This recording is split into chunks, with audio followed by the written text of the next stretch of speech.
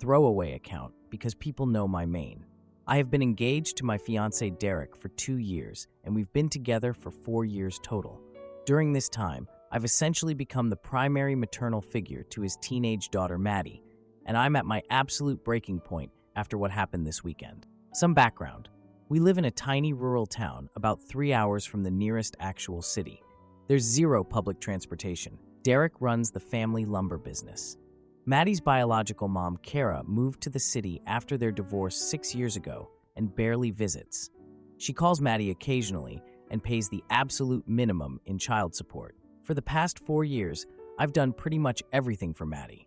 I drive her to school every morning, attend all her parent-teacher meetings, take her to doctor appointments, help with homework until midnight sometimes, and shuttle her to all her extracurriculars. Derek works long hours at the lumberyard, so a lot of the day-to-day parenting falls on me. And honestly, I've been okay with that because I care about Maddie. This past weekend was Derek's mom's 70th birthday, so his entire extended family came to town for a big celebration dinner. Many of them were meeting me for the first time, despite me being with Derek for years. Everything was going fine at first. Lots of small talk about the weather, the lumber business, local gossip. During dinner, Derek proudly mentioned my recent promotion at my remote job and how it would give me more flexibility to continue supporting Maddie with all her activities. I was feeling pretty good about the recognition when Maddie suddenly interrupted.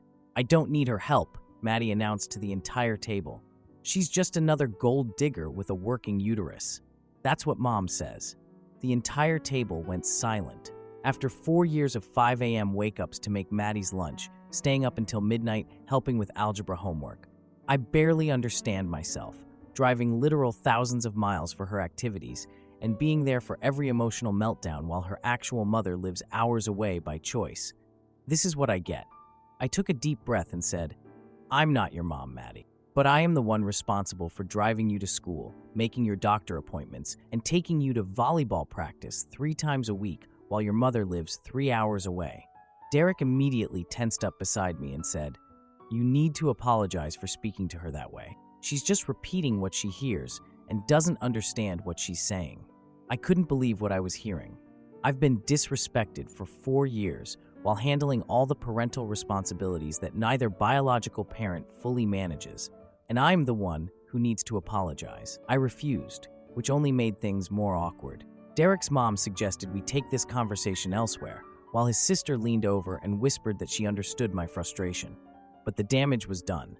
I excused myself from dinner and retreated to our bedroom, completely humiliated. Derek stayed to entertain his family and didn't even check on me for hours. Later that night, Derek came in and started lecturing me about how I'd embarrassed him and hurt his daughter. According to him, Maddie is just a kid caught between adults, and I needed to handle the situation maturely, as if I haven't been handling it for literally 4 years straight. To clarify, since many are asking, I don't have any biological children of my own, and I've never tried to replace Kara as Maddie's mom. I've always respected boundaries and encouraged their relationship. I simply stepped up to fill the parenting gap that existed when I entered the picture. The aftermath has been awful. Some of Derek's family members have been texting me saying I responded too harshly to a manipulated teenager, while others have privately admitted I finally stood up for myself against ongoing parental alienation. Derek has been sleeping in the guest room for the past 3 nights, and Maddie barely speaks to me except when she needs something. I feel like I'm in an impossible situation. I love Derek, and I care about Maddie, but I'm tired of being treated like the hired help with no authority or respect. Derek seems to think I should just accept being called a gold digger and pretend it didn't happen for the sake of peace. What makes this extra frustrating is that I'm not some evil stepmother figure. I've made great efforts to make Maddie comfortable, never pushing too hard for affection or trying to replace her mom. I've respected every boundary while still handling all the day-to-day responsibilities that come with raising a teenager. I don't expect her to call me mom or even love me, but basic respect after 4 years doesn't seem like too much to ask. Being called a gold digger is almost laughable. I make more money than Derek most months, and I pay for a lot of Maddie's expenses that Kara should technically be covering. I've never once complained about that, because I understand they're not in it for the money. This land and business have been in their family for generations. It's about legacy, not cash. Derek keeps telling me I need to understand that Maddie is just repeating what her mother says, but at 15, she's old enough to think for herself. And Derek is 41 years old, more than old enough to stand up for his partner when she's being disrespected after years of dedication to his family. I'm starting to wonder if this relationship has any future, if 4 years of basically being an unpaid nanny, tutor, chauffeur, and emotional support person doesn't earn me even the most basic defense from my own fiancé. What am I doing here? But then I think about the life we've built together on this beautiful piece of land, and the girl who, despite everything, I've grown to love as my own. I'm genuinely confused about whether I should stick it out or cut my losses. Should I have a serious conversation with Derek about the lack of respect and recognition, or is this just what I signed up for when I fell in love with a man who has a child and an ex with an agenda? I appreciate any advice that doesn't involve the words, "You knew he had a kid when you started dating." Now for the first update. First off, I want to thank everyone who commented on my post about the gold digger incident with my fiancé's daughter. The support has been overwhelming. Seriously, I read every comment at least twice, and your advice gave me the courage to keep pushing forward in this impossible situation. It's been 3 weeks since that disastrous family dinner, and things have been complicated. The tension in our house is very high. Derek has been sleeping in the guest bedroom most nights, claiming he needs space to think. When we do talk, it's mostly about practical things like grocery lists or whether the water bill got paid, not exactly the loving engagement I signed up for. Despite everything, I've continued handling all of Maddie's daily needs. Still driving her to school every morning, still taking her to volleyball practice 3 times a week, still helping with homework when she asks. Derek's been working extended hours at the lumberyard to fulfill some major order that came in, so he's barely home anyway. Even if he wanted to step up and handle more parenting duties, he couldn't right now. Maddie has been ignoring me since the dinner. She responds to direct questions with one-word answers and avoids eye contact whenever possible, but she still expects me to drive her everywhere since we live in the middle of nowhere and Derek is constantly working. The hypocrisy is apparent to me.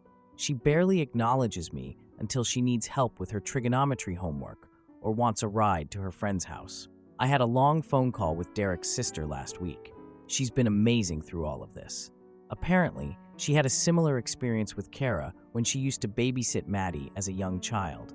She told me Kara has been filling Maddie's head with lies about me for years, telling her I'm only with Derek for financial security. This is especially ridiculous, considering I make more money than Derek most months and contribute significantly to household expenses. His lumber business is land-rich, but often cash-poor, which Kara knows perfectly well. Derek suggested family counseling earlier this week, which surprised me. The problem is, the nearest qualified therapist who works with blended families is 2 hours away. Between my work deadlines, Maddie's school schedule, and Derek's lumberyard commitments, finding a time when we can all make the 4-hour round trip seems nearly impossible. Still, the fact that he suggested it feels like a tiny step forward. Yesterday was a turning point. I was working on a major project with a deadline when Maddie texted asking for a ride home from her friend Ashley's house. She said she felt uncomfortable there and needed to leave ASAP. Despite being swamped with work, I dropped everything and drove the 30 minutes to pick her up. That's just what you do when a kid needs you, right? To everyone who said I should just stop helping her altogether, I get the impulse, but I can't bring myself to abandon a teenager who has already been abandoned by her mom. The entire ride home, Maddie just sat in the car, silent. I didn't push her to talk because I was mentally rehearsing the work I needed to finish when we got home. As we pulled into our driveway, she finally spoke up. "Why do you even stay if you're not happy being my replacement mom?" Her question caught me completely off guard. I took a moment to collect my thoughts, wanting to be honest without being hurtful. "I'm not trying to replace your mom, Maddie. I love your dad, and I care about you too. But that doesn't mean I deserve disrespect, or that what I do should be dismissed." That opened the floodgates. Maddie revealed that her mother regularly tells her that I'll eventually leave them just like Kara did, so she shouldn't get attached to me. She said Kara calls me the latest temp, and insists I'm just playing house until I get bored of rural life. No wonder this kid has been keeping me distant for 4 years. She's been told I will leave them the entire time. We were finally having a breakthrough moment when Derek's truck pulled into the driveway. He wasn't supposed to be home for hours, but the delivery he was waiting for got delayed. He saw us sitting in my car, both of us emotional, and immediately assumed the worst. He pulled open Maddie's door and pulled her out, asking if everything was okay in a "someone better tell me what's going on" voice parents use. Before I could explain that we were having an important conversation, he was already leading Maddie toward the house, saying they needed some father-daughter time and I should focus on my work deadline instead. When I tried to explain the breakthrough we were having, he cut me off with, "I think we've all heard enough of your perspective on my daughter." To the commenter who said Derek isn't just failing as a partner, but also as a father, you were spot on. He's so afraid of losing Maddie's affection that he won't set appropriate boundaries. I stayed up until 2 a.m. finishing my project, feeling completely undervalued and stuck in an impossible situation. I love this family we've built, but I'm starting to wonder if I'm the only one who sees us as a family unit rather than Derek and Maddie with me as a helpful member of the household. This morning was the final straw. Derek left his tablet on the kitchen counter while he took a shower, and a text notification from Kara appeared on the screen. Normally, I wouldn't look, but my name caught my eye. The message claimed I was emotionally manipulating Maddie during our car conversation and demanded that Derek handle the situation before she does any more damage. The irony of Kara accusing anyone else of manipulation is evident. I'm now seriously considering whether I should step back from my caretaking role entirely. Let Derek figure out how to handle school drop-offs, doctor appointments, and volleyball tournaments while working 50-plus hours a week at the lumberyard. Let him help with trigonometry homework he barely understands. Let him deal with the daily emotions of a teenage girl. But then I think about Maddie, who has essentially been abandoned by her biological mother and is being emotionally manipulated by her from afar. If I step back, she's the one who suffers most. And despite everything, I do love that kid. When she's not parroting Kara's nasty comments, she's actually a smart, funny teenager with big dreams of getting out of this town someday. I see so much of myself in her determination. Edit for clarity. When I say Kara abandoned Maddie, I don't mean she has no contact. They talk on the phone weekly, and Kara sends birthday, Christmas gifts. But she moved 3 hours away by choice and has visited maybe 4 to 5 times in the past year, despite having a flexible remote job that would allow for more visits. So I guess my questions are: 1. Should I continue in my caretaking role while creating stronger boundaries? 2. How do I get Derek to see that his conflict avoidance is harming both our relationship and his daughter? 3. Is there any way to counter Kara's influence without seeming like I'm trying to drive a wedge between mother and daughter? I'm taking everything one day at a time right now and trying to decide what my next step should be. If anything significant changes with Derek or Maddie, I'll be sure to update you all. Thank you again for your support and advice. It means more than you know to feel like I'm not crazy for wanting basic respect after 4 years of dedication to this family. Now for the second update. Update 2. Hey Reddit. It's been 2 weeks since my last post about the Derek, Maddie, Kara saga. Link to original and first update for those who need the backstory. First, thank you all for the messages of support. They've been keeping me going through what's turning into a challenging month of my life. After that morning, when I saw Kara's text on Derek's tablet, I decided to reduce my caretaking duties. Not completely, but enough to make a point. I stopped volunteering for every little thing and only helped when directly asked. The first week was chaotic. Derek suddenly had to manage Maddie's schedule with his lumberyard responsibilities. Managing a business, handling a teenage daughter's complex schedule, and maintaining a household is a lot of work. He missed 2 of Maddie's volleyball games and completely forgot about a dentist appointment I'd scheduled months ago.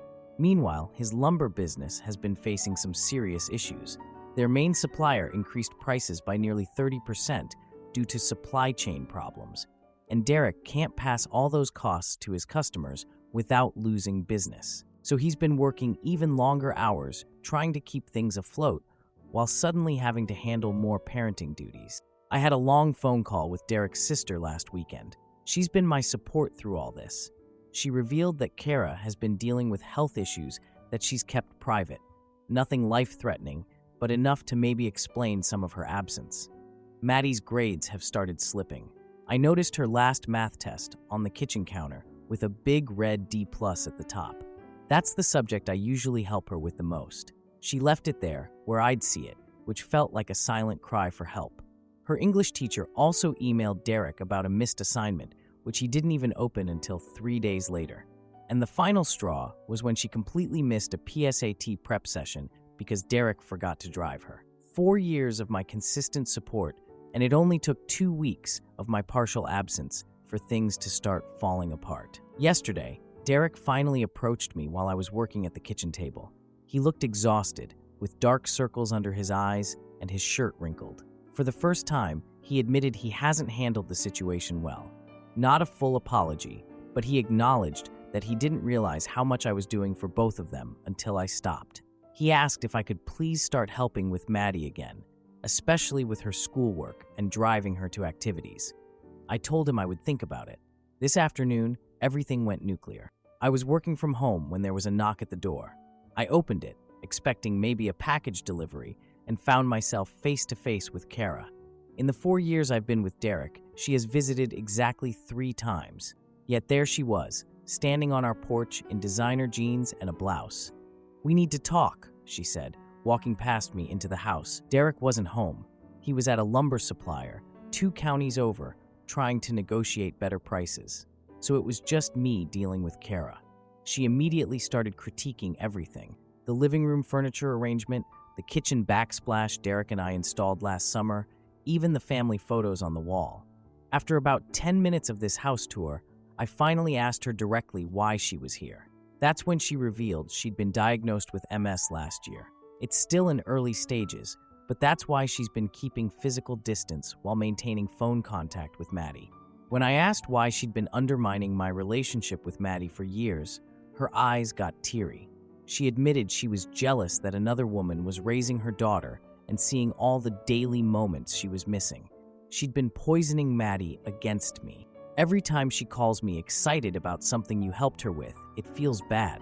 She said, our increasingly heated discussion came to an abrupt halt when the front door opened. Maddie walked in, home from school early because of a teacher planning day I'd forgotten about. She froze in the doorway, staring at her mother standing in our living room. "Mom?" she said, before running across the room and hugging Kara. Then Maddie turned to me, with accusation in her eyes. "Did you know my mom is sick? Have you been keeping it from me?" Before I could explain that I'd just found out myself, Kara smoothly interjected, "I'm sure OP had her reasons for not telling you, honey. Maybe she thought it was better if you focused on school instead of worrying about me." I almost lost it right there. When I tried to defend myself, Maddie took me by surprise and stormed off to her room, slamming the door so hard a family photo fell off the wall. Derek arrived home about an hour later to complete chaos. Maddie locked in her room, Kara making herself comfortable on our couch, me trying not to lose my mind. And somehow, he found a way to blame me for the situation, asking why I had allowed Kara into our home without consulting him first. I spent the rest of the afternoon in our bedroom, trying to get some work done while processing the day. Around 6 p.m., I went to the kitchen for a glass of water and overheard Derek and Kara having what sounded like an intimate conversation on the back porch. They were discussing what's best for our family and making decisions about Maddie's future, decisions that excluded me despite my 4 years of daily care and support. I stood there, glass in hand, feeling like a ghost in my own home. After everything I've done for this family, I'm still an outsider when it really counts. Derek and Kara might fight, but they still view themselves as the real parents, with me as some kind of helpful accessory they can use or discard as needed. Edit 40 them. Just to clarify, since a few people asked, when I say Kara has MS, I'm only repeating what she told me. Given her history of manipulation, I'm not 100% convinced it's the full truth. Derek's sister mentioned health issues, but was vague about details. Kara didn't look seriously ill when I saw her today, but MS can be invisible in early stages. I'm sitting in our bedroom right now, wondering what my next move should be. Do I continue fighting for a place in this family that keeps pushing me to the margins? Do I give Derek an ultimatum, or do I start planning an exit strategy? After 4 years of being a partner to Derek and a supportive figure for Maddie, I'm facing the possibility that I might always be considered temporary and replaceable. I feel like I'm living in a family drama where I didn't get a script. More updates to come, unfortunately. Now for the final update. Final update. It's been about 3 weeks since I posted about the Derek, Maddie, Kara disaster. I know so many of you have been asking for an update, so here's how everything finally played out. After Kara's unexpected visit, Derek suggested I take some time away to think about our relationship. Not exactly a breakup, but definitely not a vote of confidence either. I packed a bag that night and called Derek's sister. That's where I've been staying for the past few days, trying to sort through the emotional mess while still keeping up with my work deadlines. Thank God for remote jobs. Derek's sister has been very helpful during all this. We've had several late-night conversations over wine, maybe a bit too much wine, where she filled me in on family dynamics I never fully understood. Apparently, Kara has a long history of manipulative behavior that predates even her marriage to Derek. The MS diagnosis is real. She wasn't lying about that. But according to Derek's sister, Kara has a pattern of exaggerating health issues whenever she feels her control slipping. She did something similar during their divorce, suddenly developing severe migraines that improved once the settlement was finalized. Meanwhile, Derek has been struggling hard without me around.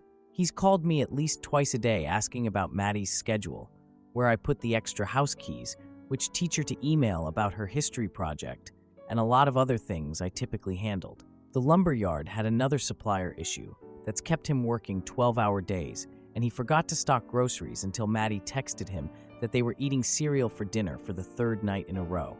To everyone who told me they'd realize my value when I was gone, you were absolutely right. The most surprising development came yesterday when I got a text from Maddie asking when I was coming home. Not if, but when. A small distinction. This was the first direct message she'd sent me in weeks. That wasn't just asking for a ride or help with homework. I told her I wasn't sure yet, and she just replied with okay, followed by 3 dots. Teenager 4, I have more to say but won't say it. I decided to go back to the house yesterday evening to grab more clothes and my laptop charger. I expected Derek and Maddie would be having their usual weeknight chaos of last-minute homework and microwave dinners. Instead, I walked in to find Derek, Maddie, and Kara sitting at our dining table having a family dinner. The conversation stopped the moment I walked in. 3 heads turned toward me. Kara was the first to speak. "You're welcome to join us if you want," she said. Derek looked uncomfortable, but said nothing to contradict her, just shifted in his seat and mumbled something about there being plenty of food. Maddie stared at her plate. "I'm just grabbing a few things," I said, heading straight for the bedroom. I was shoving clothes into my duffel bag when I heard a knock. Maddie stood in the doorway.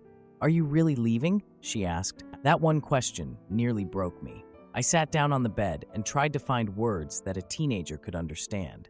I told her I loved being part of her life, but couldn't stay in a relationship where I did all the work of a parent with none of the respect or recognition. All those hours of therapy were finally paying off. I didn't realize Derek had followed her until I heard him clear his throat from the hallway. He'd heard every word, and for once, he didn't immediately jump to defend Maddie or Kara. Instead, he came into the room and sat down in the chair by the window. What followed was the most honest conversation we've ever had. Derek finally admitted he'd enabled both Kara's manipulation and Maddie's disrespect because he felt guilty about the divorce. He'd been trying to compensate by never setting boundaries with either of them, which only made everything worse. No kidding, dude.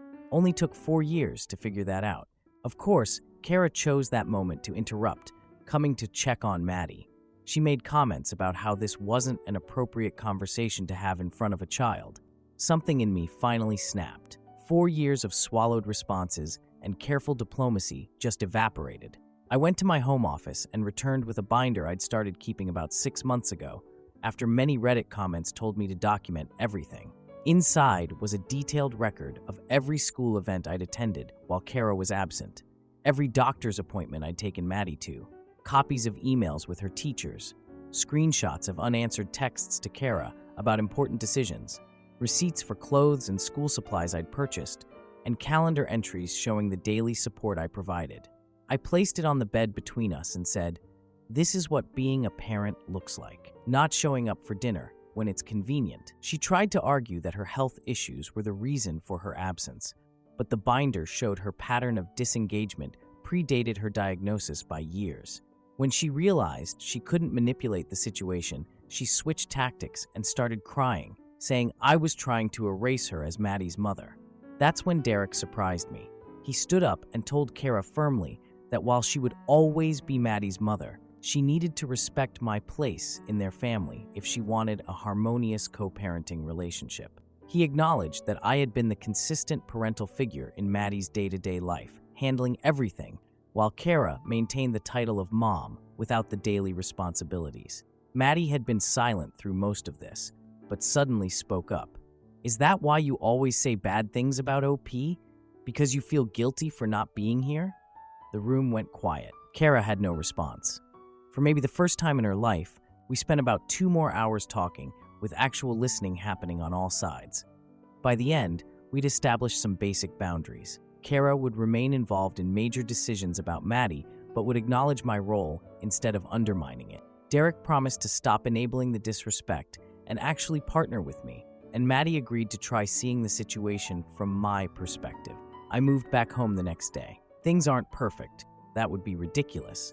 But Derek has been making an effort to include me in parenting decisions and call out disrespectful behavior.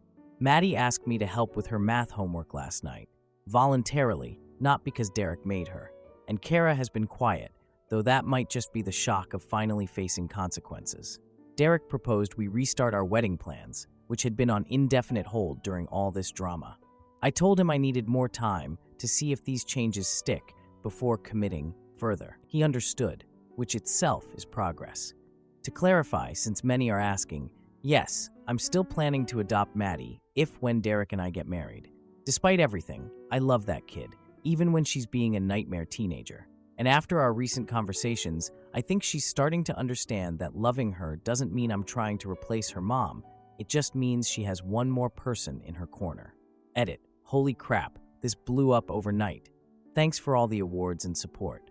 For those asking about the binder system, yes, I'm a spreadsheet person, guilty as charged, and started documenting everything after my first post when hundreds of you told me to keep receipts.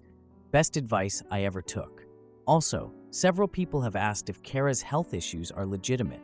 According to Derek's sister, who works in healthcare, the MS diagnosis is real, but not currently as debilitating as Kara sometimes makes it sound. She'll likely have challenges down the road, but right now, she's fully capable of participating in Maddie's life if she chooses to. I never thought this saga with Derek and his family would end with actual healthy communication, but here we are. Thanks to everyone who followed along and offered advice through this whole mess. Your support helped me hold my ground when I was ready to just walk away. Life in small-town America isn't always easy, but having this community to turn to made a difference.